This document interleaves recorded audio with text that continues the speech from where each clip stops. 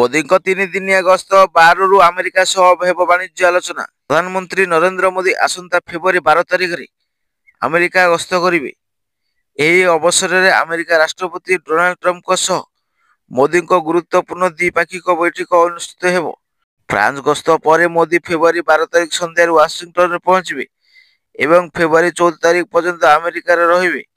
ଆମେରିକୀୟ କର୍ପୋରେସନ ନେତାଙ୍କ ସହ ମୋଦିଙ୍କ ସ୍ୱତନ୍ତ୍ର ଆଲୋଚନା କରାଯିବ। ଭାରତୀୟ ସମୁଦାୟଙ୍କ ମଧ୍ୟରେ ପ୍ରଧାନମନ୍ତ୍ରୀ ଭେଟିବାର କାର୍ଯ୍ୟକ୍ରମ ଜଣାପଡ଼ିଛି। ଉଲ୍ଲେଖଯୋଗ୍ୟ, ଆମେରିକା ରାଷ୍ଟ୍ରପତି ଭାବରେ ଶପଥ ନେଇଥିବା ମୋଦି ଟ୍ରମ୍ପଙ୍କ ସହ ଫୋନରେ କଥାବାର୍ତ୍ତା ହୋଇଥିଲେ ଏବଂ ତାଙ୍କୁ ଶୁଭେଚ୍ଛା ଜଣାଇଥିଲେ। କଥାବାର୍ତ୍ତା ପରେ ଟ୍ରମ୍ପ କହିଥିଲେ ଯେ ମୋଦି ଫେବୃଆରୀ ହ୍ୱାଇଟ୍ ହାଉସ୍ ଗସ୍ତ କରିପାରନ୍ତି।